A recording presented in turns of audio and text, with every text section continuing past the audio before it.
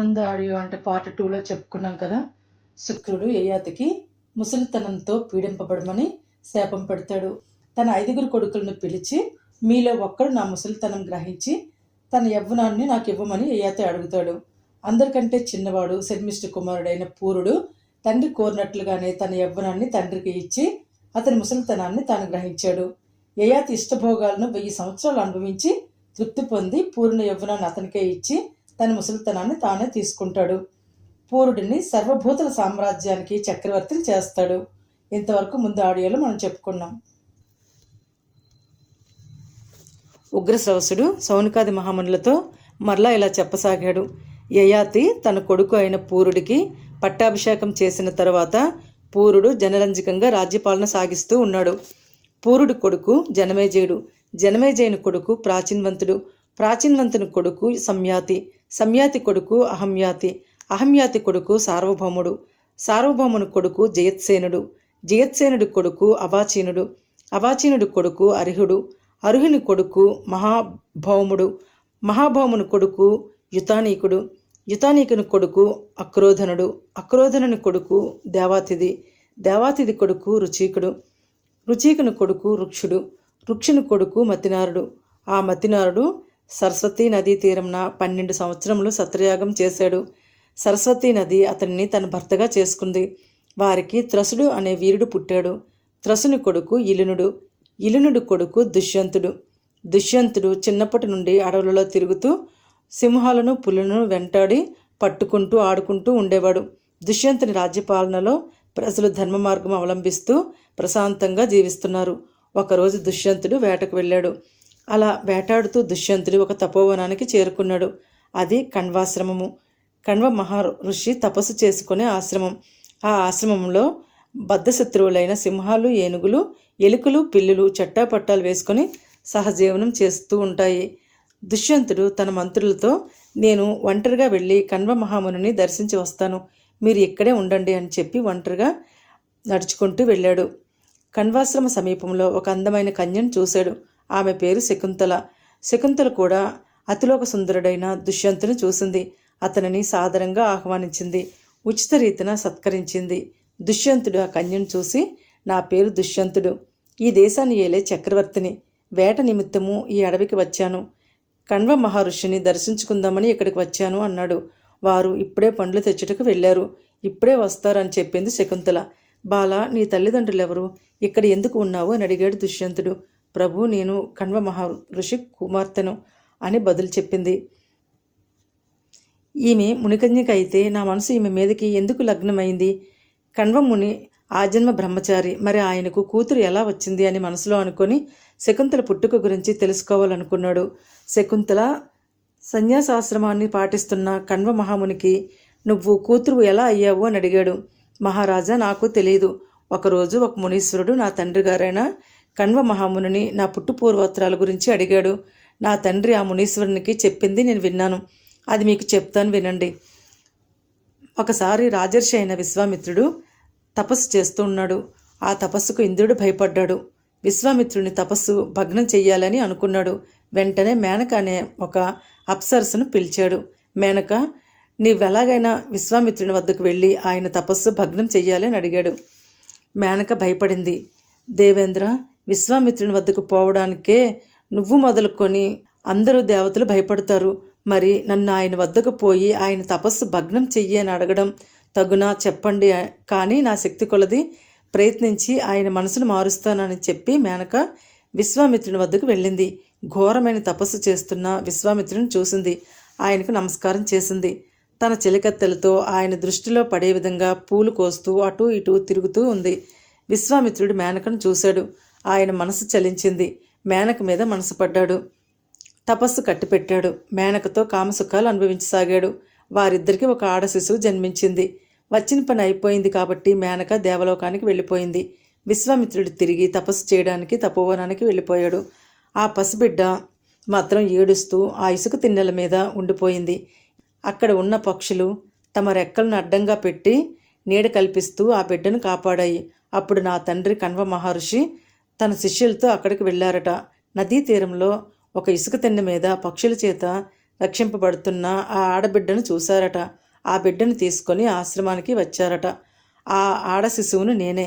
శకుంతలములతో రక్షింపబడినది కాబట్టి నాకు శకుంతల అని నామకరణం చేశారు.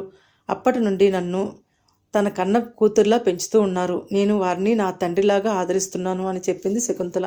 శకుంతల తాను విశ్వామిత్రుని కూతురు అని చెప్పగానే దుష్యంతునకు ఆమె మీద మనసు కలిగింది.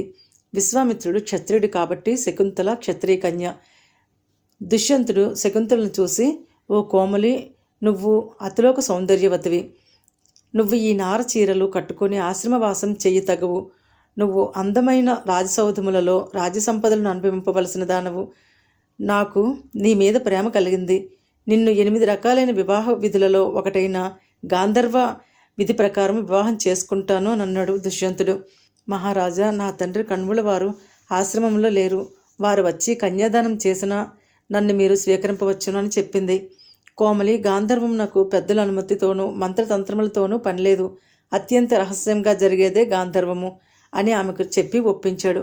దుష్యంత మహారాజా, నేను నిన్ను వివాహం చేసుకోవాలి అంటే మన ఇద్దరికీ పుట్టబోయే పుత్రుణ్ణి నీ సువిశాల సామ్రాజ్యానికి మహారాజుని చేయడానికి తమరు అంగీకరిస్తే నేను ఈ వివాహానికి ఒప్పుకుంటానని శకుంతల చెప్పింది. దానికి దుష్యంతుడు సంతోషంగా ఒప్పుకున్నాడు.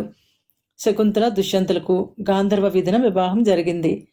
శకుంతల, నేను వెళ్ళి నిన్ను సగౌరవంగా రాజధానికి తీసుకురావడానికి నా మంత్రులను పంపిస్తాను అని శకుంతలను ఒప్పించి దుష్యంతుడు వెళ్ళిపోయాడు. ఈ విషయమంతా తెలిస్తే తన తండ్రి కణ్వుడు కోపగిస్తాడేమో అని శకుంతల భయపడుతూ ఉంది. కణ్వ మహాముని ఆశ్రమానికి వచ్చాడు. శకుంతలలో కనబడుతున్న నునిసిగ్గు హావభావాలు చిత్రంగా కనబడ్డాయి. తన దివ్య దృష్టితో చూసి జరిగిందంతా తెలుసుకున్నాడు. శకుంతలతో, అమ్మ, గాంధర్వ వివాహము శాస్త్రసమ్మతమే. నీకు తగిన భర్తనే ఎన్నుకున్నావు. గర్భాధానం కూడా జరిగింది. నీకు పుట్టబోయే పుత్రుడు ఈ సువిశాల భారత సామ్రాజ్యానికి చక్రవర్తి అవుతాడు అని దీవించి, అమ్మా శకుంతల, నువ్వు కోరిన వరం ఇస్తాను, కోరుకో అన్నాడు. శకుంతల తండ్రికి నమస్కరించి, తండ్రి, నా మనసు ఎప్పుడూ ధర్మం తప్పకుండా ఉండాలి. నాకు పుట్టబోయే కొడుకు దీర్ఘాయువు, ఆరోగ్యం, ఐశ్వర్యం కలిగి ఉండాలి. మహాబలవంతుడే ఉండాలి. మంచి యశోవంతుడి కావాలి అని అడిగింది. ఆమె కోరినట్టుగా ఆమెకు వరాన్ని ప్రసాదించాడు కణ్వుడు. ఆమెకు చక్రవర్తి లక్షణాలతో భరతుడు జన్మించాడు. భరతుడు మహాబలవంతుడు. చిన్నప్పుడే అడవిలో ఉండే పులులను, సింహాలని, ఏనుగుల్ని పట్టి తెచ్చి చెట్లకు కట్టేసేవాడు. ఏనుగులపైన స్వారీ చేసేవాడు. అతని చేష్టలను చూసి ఆశ్రమంలో ఉన్న మునులు అతనికి సర్వదమనుడు అని పేరు పెట్టారు. ఒకరోజు కణ్వ మహాముని శకుంతలతో, అమ్మ శకుంతల, ఆడపిల్ల పుట్టింట్లో ఎక్కువ రోజులు ఉండటం క్షేమం కాదు. పెళ్ళి అయిన ఆడపిల్ల భర్త దగ్గర ఉండటమే ధర్మం. కాబట్టి నువ్వు నీ భర్త దుష్యంతుని వద్దకు వెళ్ళు అని చెప్పి తన శిష్యులను తోడు ఇచ్చి శకుంతలను దుష్యంత మహారాజు వద్దకు పంపాడు. శకుంతల తన కుమారునితో శిష్యులతో దుష్యంతుని వద్దకు వెళ్ళింది. కానీ దుష్యంతుడు ఆమెను గుర్తించలేదు. ఆశ్రమంలో తన పట్ల చూపిన వలపు, ఆదరణ, ఆసక్తి అతనిలో కనిపించలేదు. శకుంతలకు అనుమానం కలిగింది. దుష్యంతుడు నిజంగా తనను గుర్తించలేదా? లేక తెలిసి తెలియనట్టు ఉన్నాడా? లేదా రాజ్యకార్యాలలో పడి తనను మర్చిపోయాడా? లేక తనను పెండ్లి చేసుకున్న నాడు చెప్పిన మాటలు మరిచి తనను వదిలివేశాడా? ఎవరన్నా దేన్నన్నా మర్చిపోతే తిరిగి జ్ఞాపకం చేయవచ్చు. అసలు తెలియనప్పుడు తెలియచెప్పవచ్చు. కానీ ఇలా తెలిసి కూడా తెలియనట్టు నటించే వారికి చెప్పడం భ్రమతరం కూడా కాదు. అయినా ఇంత దూరం వచ్చి తిరిగి ఆశ్రమానికి వెళ్ళిపోవడం మంచిది కాదు. ఆ రోజు జరిగినదంతా చెప్పి ఈ కుమారుని చూపిస్తాను అని మనసులో నిశ్చయించుకుంది శకుంతల. ఓ రాజా, ఆ రోజు నువ్వు వేటకు అడవికి వచ్చావు. నా తండ్రి కణ్వ మహామునిని దర్శించుకోవడానికి మా ఆశ్రమానికి వచ్చావు. నన్ను చూశావు, మోహించావు. నన్ను గాంధర్వ విధిని వివాహం ఆడావు. నాకు పుట్టబోయే కుమారుణ్ణి రాజుని చేస్తానన్నావు. ఇడిగో నీ కుమారుడు అని తన కుమారుడు భరతుని చూపించింది.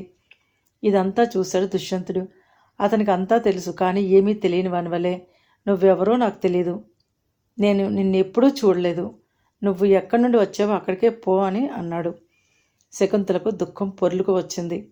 మహారాజా, అన్నీ తెలిసి ఏమీ తెలియని వాని వల్లే ఎందుకు మాట్లాడతావు? ఆ రోజు జరిగిన మన వివాహానికి సాక్షులు ఎవరూ లేరని ఇలా అబద్ధాలు ఆడవచ్చా?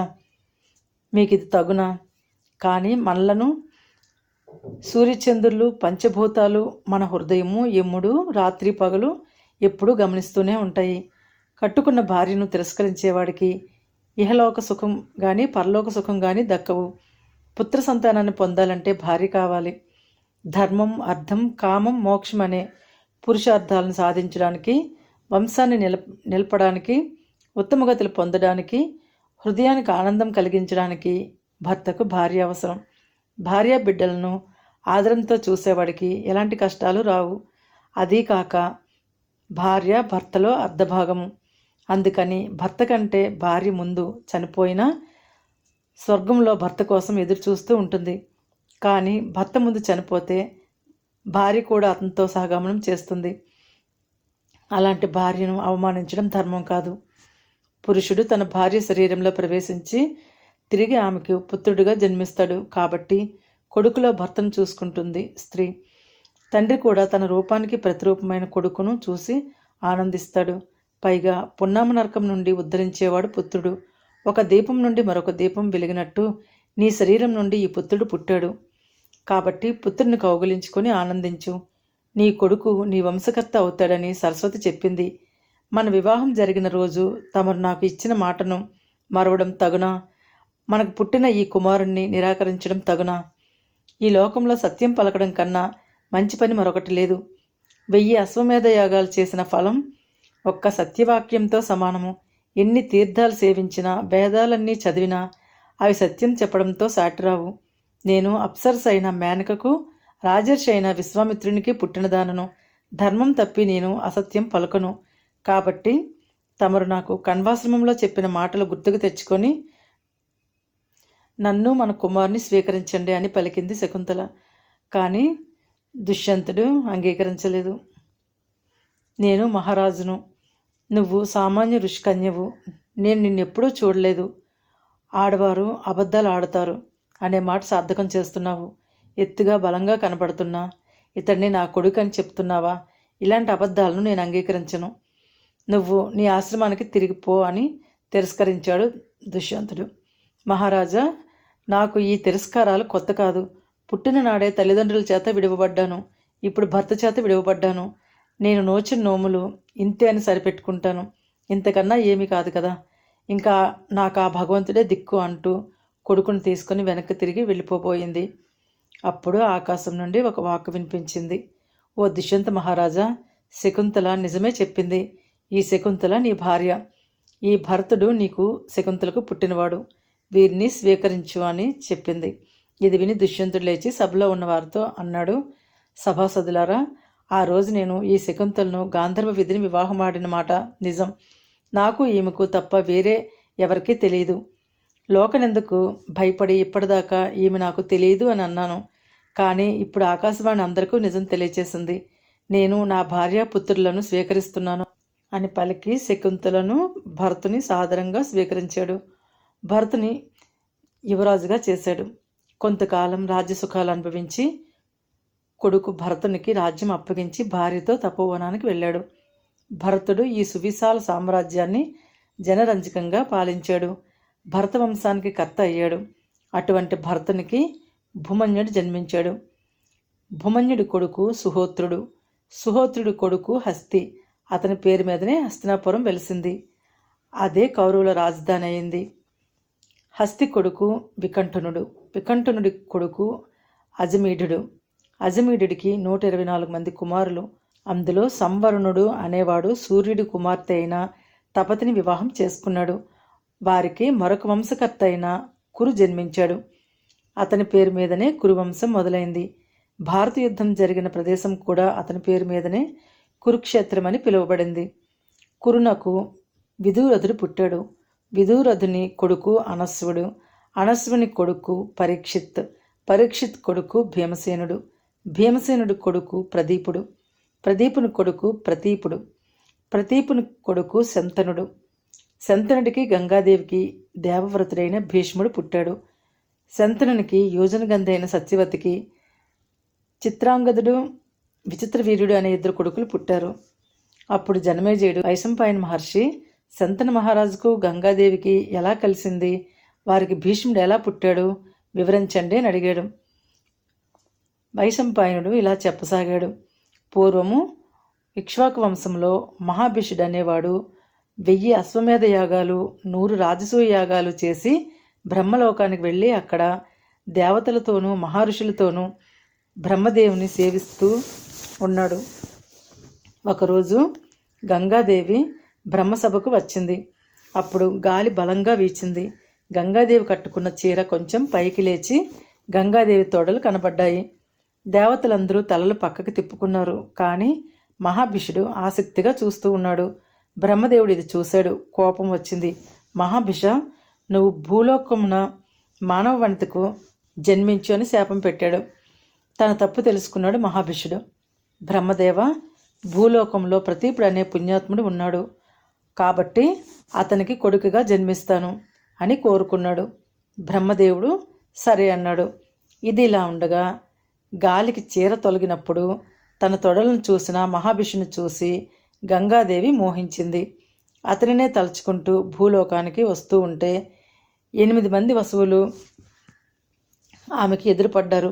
దీనంగా ఉన్న వారిని చూసి కారణం ఏమిటని ప్రశ్నించింది గంగాదేవి. అప్పుడు 8 మంది వసువులు గంగను చూసి, అమ్మ గంగాదేవి, మాకు వశిష్ఠ మహాముని భూలోకంలో పుట్టమని శాపం ఇచ్చాడు. అందుకని ఒక పుణ్యవతి గర్భంలో జన్మించాలని పోతున్నాము. నువ్వు ఎదురుపడ్డావు. మేము నీకు పుత్రులుగా జన్మిస్తాము. మహాభిషుడు మానవలోకంలో ప్రతీపునకు సంతనుడై జన్మిస్తాడు. నీకు అతనికి సంగమం అవుతుంది. నీకు సంతనునికి మేము జన్మిస్తాము అని అడిగారు. అది ఎలాగా అని అడిగింది.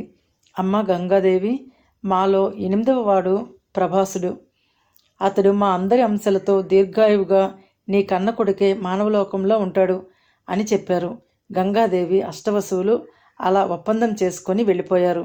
మానవలోకంలో ప్రతీపుడు అనే మహారాజు రాజ్యభోగాలను అనుభవించి గంగా నదీ తీరంలో తపస్సు చేసుకుంటూ ఉన్నాడు. ఒకరోజు గంగాదేవి ప్రతీపునకు ప్రత్యక్షమైంది. ఒక దివ్యకాంత రూపంలో అతని కుడి తొడ మీద కూర్చుంది. ప్రతీపుడు ఆమెను చూసి ఆశ్చర్యపోయాడు. నువ్వెవరు, నా తొడ మీద ఎందుకు కూర్చున్నావు అని అడిగాడు. ప్రతీపు మహారాజా, నేను జహును మహర్షి పుత్రికను, జాహ్నవిని. నీకు భార్యనవుదామని వచ్చాను. నన్ను స్వీకరించు అని అడిగింది. ఓ జాహ్నవి, నాకు ఇప్పటికే పెళ్ళైపోయింది. నేను నా భార్యను తప్ప మరొక స్త్రీని మనసులో తలవను. అయినా నీ వంటి స్త్రీ ఇలా అడగడం న్యాయమా? పైగా ఆడవారు భర్త ఎడమ తొడ మీద కూర్చుంటారు, పుత్రులు తండ్రి కుడి తొడపై కూర్చుంటారు. నువ్వు నా కుడి తొడపై కూర్చున్నావు కాబట్టి నా కొడుకును వరించి పెళ్లి చేసుకో అని చెప్పాడు ప్రతీపుడు. గంగాదేవి అక్కడి నుండి వెళ్ళిపోయింది. ప్రతీపునకు అతని భార్య అయిన సునందకు మహాభిషుడు బ్రహ్మవాక్కు ప్రకారము శంతనుడు అనే పేరుతో జన్మించాడు. ప్రతీపుడు శంతనుడికి రాజ్యాన్ని అప్పగించాడు. కుమార, ఒకరోజు గంగానదీ తీరాన ఒక కన్యను చూశాను. నువ్వు నా కొడుకుకు భార్యవు కమ్మని అడిగాను. ఆమె దానికి అంగీకరించింది. నువ్వు ఆమెను వివాహం చేసుకో. ఆమెను గురించి వివరాలు ఏమీ అడగకు. ఆమె కోరిక తీర్చు అని చెప్పాడు. శంతనుడు సరే అన్నాడు. తర్వాత ప్రతీపుడు తపోవనానికి వెళ్ళిపోయాడు. శంతనుడు రాజ్యం చేస్తూ ఉన్నాడు. ఒకరోజు శంతనుడు వేటకు వెళ్ళాడు. గంగానదీ తీరంలో ఒక అందమైన కన్యను చూశాడు. ఆమె అందానికి ముగ్ధుడై ఆమెనే చూస్తూ ఉన్నాడు. ఆమె కూడా శంతనుని అందానికి పరవశించి అతనినే చూస్తూ ఉంది. శంతనుడు ఆమెను చూసి, ఎవరు నువ్వు?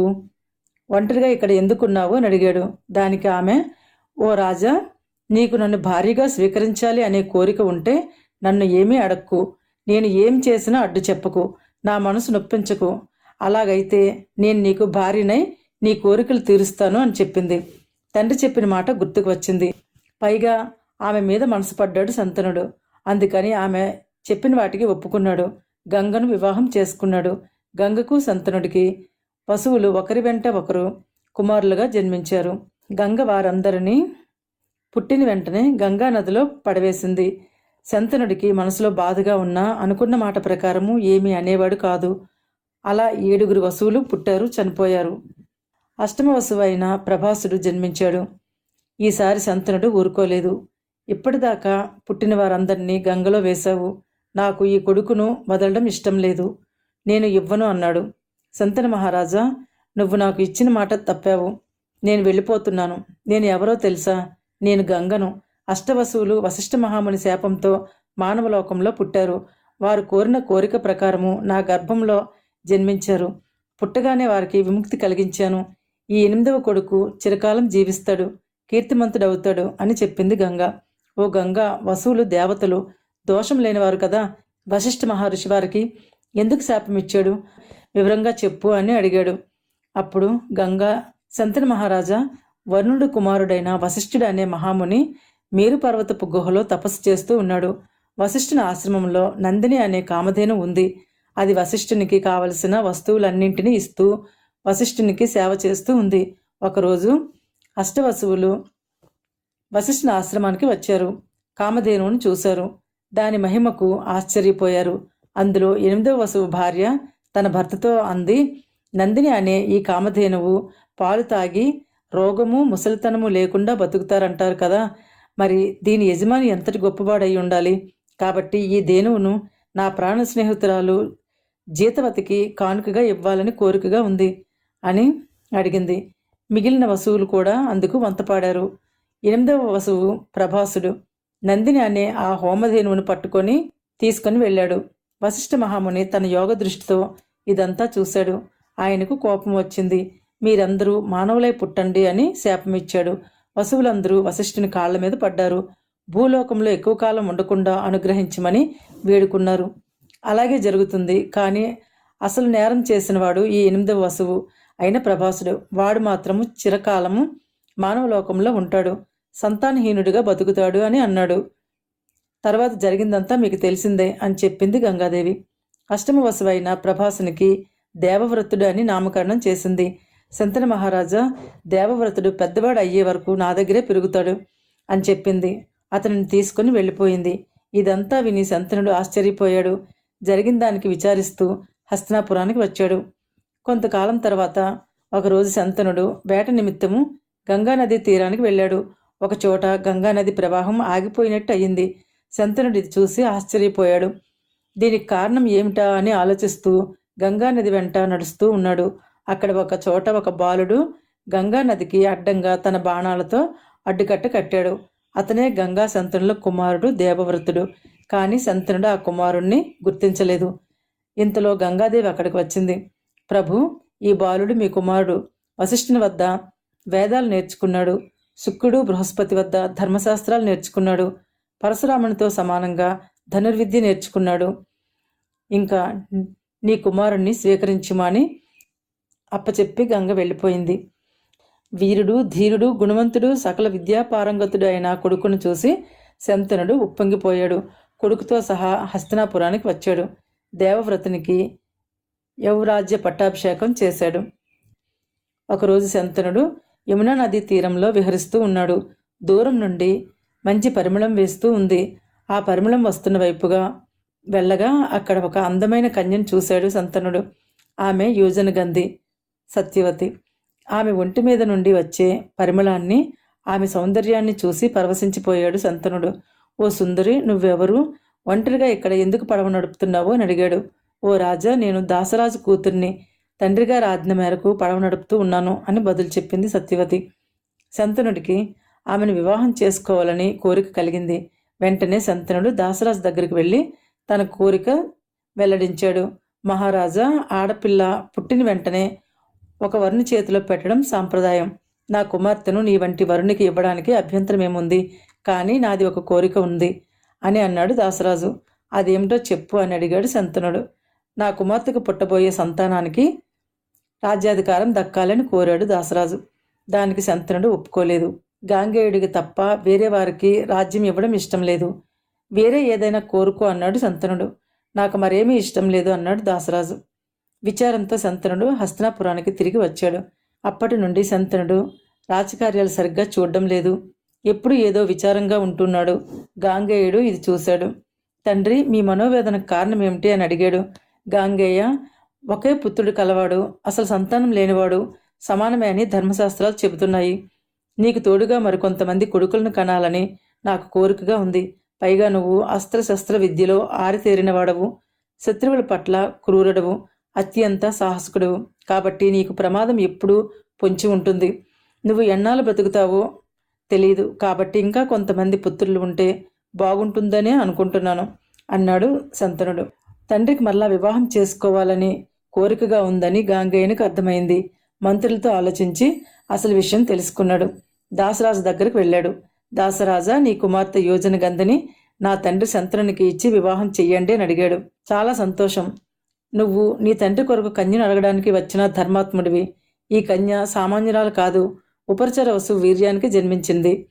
ఆ ఉపరిచర వసువు ఈ కన్యను శంతన మహారాజుకే ఇమ్మని చెప్పాడు. అందుకే ఇది వరకు దేవలుడు అడిగినా ఇవ్వలేదు. కానీ నాది ఒక కోరిక. నా కూతురికి పుట్టే పుత్రులు సవతి కుమారులు అవుతారు. కాబట్టి ఆ దోషం లేకుండా చెయ్యి అని చెప్పాడు దాసరాజు. గాంగేయునికి దాసరాజు అంతర్యం అర్థమైంది. వెంటనే అక్కడ ఉన్న వారినందరినీ పిలిచి, ఇక్కడ చేరిన రాజులు, అమాత్యులు, ప్రజలు అందరూ వినండి. నా తండ్రికి కాబోయే భార్య అయిన ఈ యోజన గంధికి పుట్టబోయే పుత్రులే ఈ రాజ్యానికి వారసులవుతారు.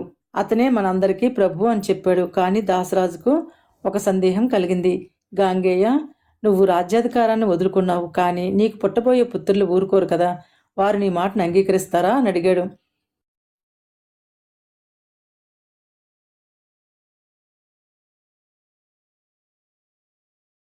ఆ జన్మాంతం బ్రహ్మచారిగానే ఉంటాను. నీ కూతురిని నా తండ్రికి ఇచ్చి వివాహం చేయడానికి అభ్యంతరం లేదు కదా అని అడిగాడు. గాంగేయుడు చేసిన ఈ భీష్మ ప్రతిజ్ఞగా చరిత్రలో నిలిచిపోయింది. ఆ రోజు నుండి గాంగేయుడు భీష్ముడిగా ప్రసిద్ధి చెందాడు. దాసరాజు వెంటనే తన కూతురు యోజన గంధిని శంతనునికి ఇచ్చి వివాహం జరిపించాడు. తన కుమారుడైన గాంగేయుడు తన కోరిక తీర్చడం కోసం చేసిన త్యాగాన్ని శంతనుడు ఎంతగానో ప్రశంసించాడు. కుమారా, నీకు ఒక వరం ప్రసాదిస్తాను. నీకు స్వచ్ఛంద మరణం ప్రసాదిస్తున్నాను. నువ్వు నీ ఇష్టం వచ్చినప్పుడు మరణించవచ్చు అని వరం ఇచ్చాడు. శంతనుడికి సత్యవతి ద్వారా 2 కొడుకులు పుట్టారు. వారు చిత్రాంగదుడు, విచిత్రవీర్యుడు. వారు చిన్న వయసులో ఉండగానే శంతనుడు చనిపోయాడు. భీష్ముడు వారిని పెంచి పెద్ద చేశాడు. చిత్రాంగదుడిని చక్రవర్తిని చేశాడు. చిత్రాంగదుడు అహంకారి. ఒకసారి చిత్రాంగదుడు ఒక గంధర్వరాజుతో యుద్ధానికి తలపడ్డాడు. ఆ యుద్ధంలో చిత్రాంగదుడు చనిపోయాడు. తర్వాత విచిత్రవీర్యుని చక్రవర్తిని చేశాడు. కాశీరాజు తన కుమార్తెలకు స్వయంవరం ప్రకటించాడు. భీష్ముడు తాను ఒక్కడే ఒంటరిగా కాశీరాజ్యానికి వెళ్ళాడు. కాశీరాజు కూతుళ్లను బలవంతంగా తన రథం మీద ఎక్కించుకున్నాడు. కాశీరాజా, స్వయంవరానికి వచ్చిన రాజులారా, నేను ఈ కన్యలను నా తమ్ముడు విచిత్రవీర్యునికి ఇచ్చి వివాహం చేయడానికి తీసుకువెళ్తున్నాను. మీకు చేతనైతే నన్ను అడ్డగించండి. 8 రకాల వివాహ విధులలో క్షత్రియులకు గాంధర్వము, రాక్షసము తగినవి. పైగా మీ అందరినీ జయించి తీసుకుపోవడం పరమధర్మం అని గర్వంగా పలికాడు. అక్కడ ఉన్న రాజులందరూ భీష్ముని ఎదిరించారు. కానీ భీష్ముడు అందరినీ జయించాడు. కానీ సాలువుడు అనే రాజు మాత్రము పట్టు విడవకుండా భీష్ముని వెంబడించాడు. భీష్మునికి సాలువునికి ఘోర యుద్ధం జరిగింది. అందులో సాలువుడు ఓడిపోయాడు. వెనక్కి తిరిగాడు. భీష్ముడు హస్తినాపురానికి వెళ్ళాడు. కాశీరాజు పుత్రికలు అంబ, అంబిక, అంబాలిక అను కన్యలను విచిత్రవీర్యునికి ఇచ్చి వివాహం చేయడానికి ఏర్పాట్లు చేస్తూ ఉన్నాడు. అందులో పెద్ద కూతురు అంబ భీష్మునితో చెప్పింది, సాలువుడికి నన్ను ఇచ్చి వివాహం చేయడానికి నా తండ్రి నిశ్చయించాడు. నాకు కూడా సాలువుడు అంటే ఇష్టమే. కానీ మీరు నన్ను బలవంతంగా తీసుకువచ్చారు. ధర్మం మీరే నిర్ణయించండి అని చెప్పింది. వెంటనే భీష్ముడు అంబను కొందరు బ్రాహ్మణులను తోడు ఇచ్చి సాలువుని వద్దకు పంపాడు. అంబిక, అంబాలికలను విచిత్రవీర్యునికిచ్చి వివాహం చేశాడు. విచిత్రవీర్యుడు అందమైన తన భార్యలతో కామభోగాలతో తేలియాడుతూ ఉన్నాడు. రాజకార్యాలు మర్చిపోయాడు. విచ్చలవిడిగా కామభోగాలు అనుభవించి కడకు చనిపోయాడు. ఇప్పుడు రాజులేని రాజ్యం అయింది. ఒకరోజు సత్యవతి భీష్ముని చూసి, కుమారా, ప్రస్తుతం ఈ భరత రాజ్యానికి వారసులు లేరు. నువ్వు ఒక్కడివే రాజ్యానికి అర్హుడివి. కాబట్టి నువ్వే ఈ రాజ్యానికి చక్రవర్తివి. హాయిగా పెళ్లి చేసుకుని సంతానాన్ని కని ఈ వంశాన్ని ఉద్ధరించు అని చెప్పింది. అమ్మ, నేను ఆజన్మాంతం బ్రహ్మచారిగా ఉంటానని ప్రతిజ్ఞ చేశాను. రాజ్యాధికారం ముట్టనని శపథం చేశాను. ఇప్పుడు మీరు ఇలా పలకడం తగునా? నేను మాత్రం నా బ్రహ్మచర్య వ్రతాన్ని విడవను. శంతనుని వంశము వృద్ధి చెందేట్టు నాకు తెలిసిన క్షత్రియ ధర్మాన్ని చెప్తాను వినండి. పూర్వము పరశురాముడు క్షత్రియ లోకాన్ని సమూలంగా నాశనం చేసినప్పుడు వారి భార్యలు ఉత్తమమైన బ్రాహ్మణుల వలన సంతానాన్ని కానీ క్షత్రియ వంశాలను నిలిపారు. అదీకాక ఉతధీడు, బృహస్పతి అన్నదమ్ములు. ఉతధీని భార్య మమత, ఆమె గర్భవతి. ఒకరోజు బృహస్పతి సోదరుడైన ఉతధ్యుని ఇంటికి వచ్చాడు. మమతను చూశాడు. దేవర న్యాయాన్ని అనుసరించి మమతతో పొందు కోరాడు. అప్పటికే మమత గర్భంలో ఉన్న బాలుడు దీనిని వ్యతిరేకించాడు. ఇది ధర్మ వ్యతిరేకమని పెద్దగా అరిచాడు. బృహస్పతికి కోపం వచ్చింది. ఆ బాలుణ్ణి పుట్టుగుడ్డిగా శపించాడు. ఆ బాలుడే దీర్ఘతముడు. దీర్ఘతముడు గుడ్డివాడైన వేదాంగాలు అభ్యసించాడు. ప్రద్వేషిణి అనే కన్యను వివాహమాడాడు. అతనికి చాలామంది పుత్రులు కలిగారు. కానీ ప్రద్వేషినికి మాత్రము భర్త మీద ప్రేమ లేదు. అదే విషయం దీర్ఘతముడు అడిగాడు. భరించేవాడు భర్త, భరింపదగినది భార్య. కానీ ఇన్నాళ్ళు నేను నిన్ను భరిస్తున్నాను, ఇంకా ఎంతకాలం భరించాలి? నా చేత కాదు, నువ్వు వేరే చోటుకు వెళ్ళు అని చెప్పింది ప్రద్వేషిణి. దీర్ఘతమునికి కోపం వచ్చింది. దీర్ఘతముడు ఆడవాళ్లకు ఒక శాపం ఇచ్చాడు. భర్త లేని భార్యలు ఎంతటి వారైనా అలంకారాలు లేకుండా, తాళి లేకుండా దయనీయమైన బతుకుదురు కాక అని శాపమిచ్చాడు. ప్రద్వేషినికి కూడా కోపం వచ్చింది. తన కొడుకులను పిలిచి ఈ ముదిసలని ఎక్కడికైనా తీసుకుపోయి విడిచిపెట్టండి అని కోరింది. తల్లి మాట మీద కొడుకులు దీర్ఘతముని తాళ్లతో కట్టి ఒక నదిలో పడవేశారు. దీర్ఘతముడు వేదాలు వల్లవేస్తూ నదిలో కొట్టుకుపోతున్నాడు. బలి అనే రాజు దీర్ఘతమును చూశాడు. అతని పాండిత్యానికి సంతోషించాడు. కట్లు విప్పి తన ఇంటికి తీసుకుని వెళ్ళాడు. మహాత్మా, తమరెవరో నాకు తెలియదు, కానీ మీరు ఉత్తమమైన బ్రాహ్మణులు. నాకు సంతానం లేదు, దయచేసి నాకు సంతానం ప్రసాదించండి అని కోరాడు. తన భార్య అయిన సుదేష్ణను దీర్ఘతముని వద్దకు వెళ్ళమన్నాడు. సుదేష్ణకు దీర్ఘతముని చూస్తే రోత కలిగింది. అందుకని తన మాదిరే ఉన్న తన దాసిని అలంకరించి దీర్ఘతముని వద్దకు పంపింది. దీర్ఘతముని వలన ఆ దాసికి 11 మంది కొడుకులు పుట్టారు. బలి వారిని చూసి, మహాత్మా, వీరు నా కొడుకులేనా అని అడిగాడు. కాదు మహారాజా, వీరు నీ వంశంలో పుట్టినవారు కాదు, దాసి పుత్రులు అని చెప్పాడు. బలి మరలా తన భార్య సుదేష్ణను దీర్ఘతముని వద్దకు పంపాడు. చేసేది లేక వెళ్ళింది. వారికి అంగరాజు అనే కొడుకు పుట్టాడు. కాబట్టి విధిలేని పరిస్థితుల్లో ఉత్తమ బ్రాహ్మణుల వలన సంతానం పొందటం అనాథగా వస్తున్న ఆచారం. ఇది ధర్మ విరుద్ధం కాదు. అందుకని మనం ఇప్పుడు ఒక ఉత్తమమైన బ్రాహ్మణుని తీసుకొని రావాలి. అతను ఈ కురువంశాన్ని ఉద్ధరిస్తాడు అని చెప్పాడు భీష్ముడు. ఇది అంతా విన్న సత్యవతికి ఒక ఆలోచన వచ్చింది. తను కన్యగా ఉండగా పరాశరుని వలన పుట్టిన వ్యాసుడు గుర్తుకు వచ్చాడు. వెంటనే ఈ విషయం భీష్మునికి చెప్పింది.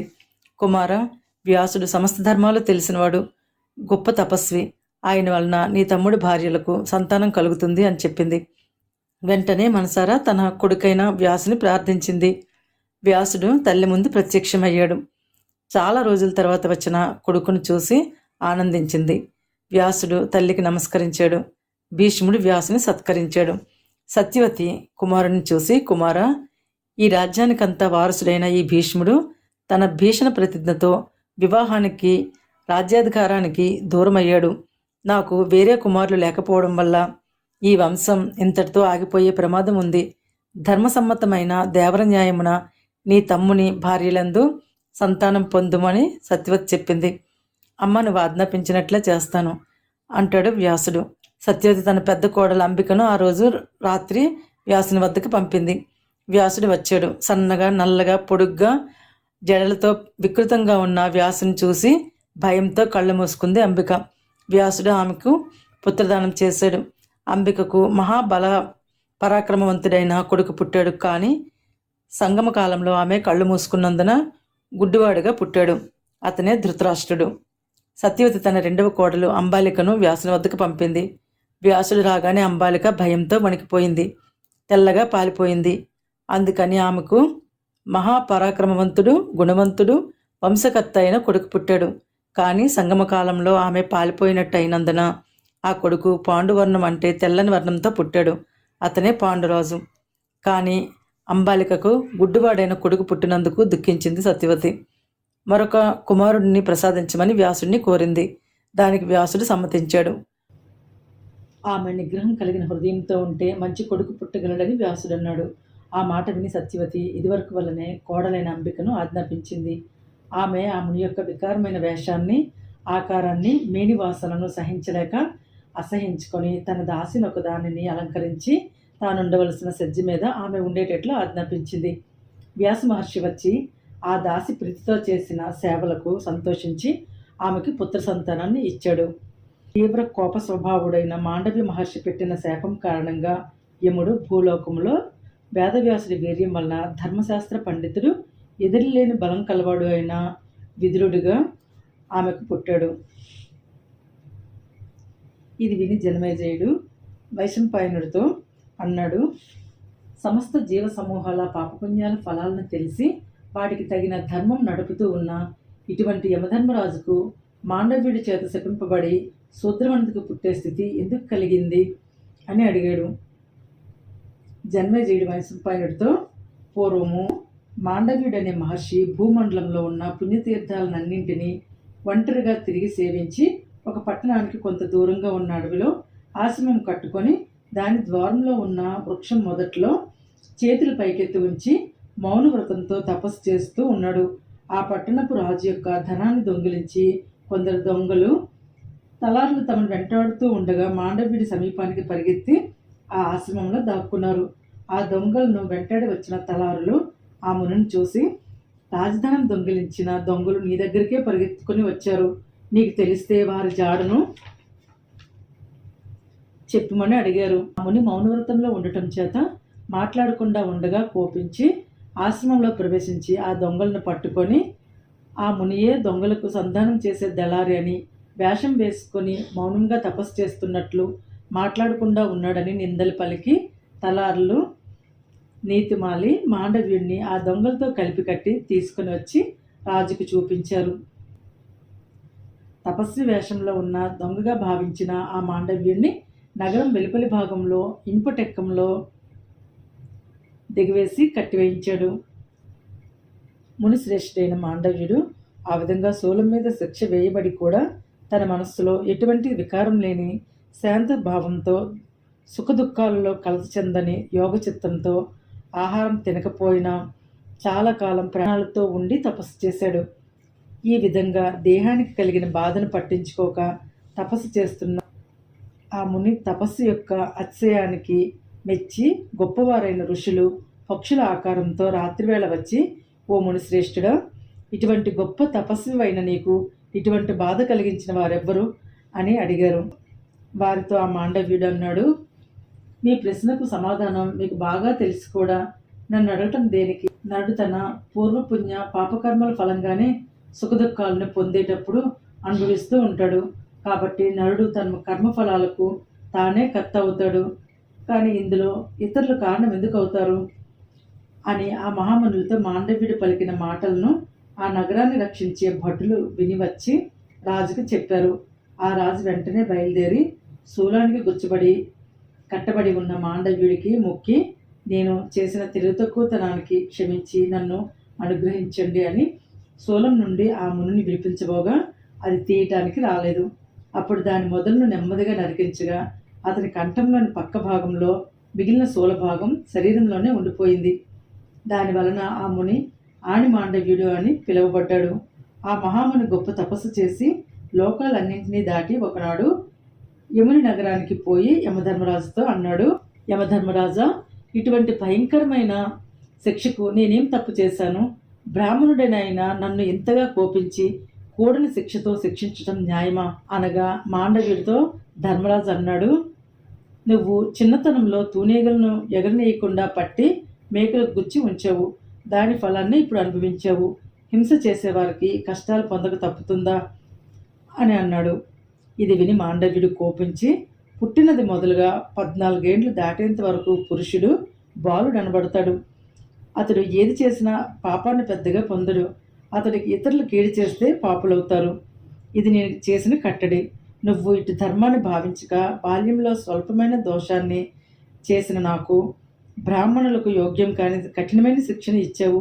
కాబట్టి నువ్వు మానవలోకంలో శూద్రవనితకు పుట్టుమని శాపం ఇచ్చాడు. అతడు విదురుడే పుట్టాడు అని మాండవ్యుని కథను సత్యములు పుణ్యప్రదములు అయిన మాటల గల వైశంపాయనుడు ఉత్తమ ప్రవర్తన గల జనమేజయుడికి మిక్కిలి భక్తితో ప్రీతిగా చెప్పాడు.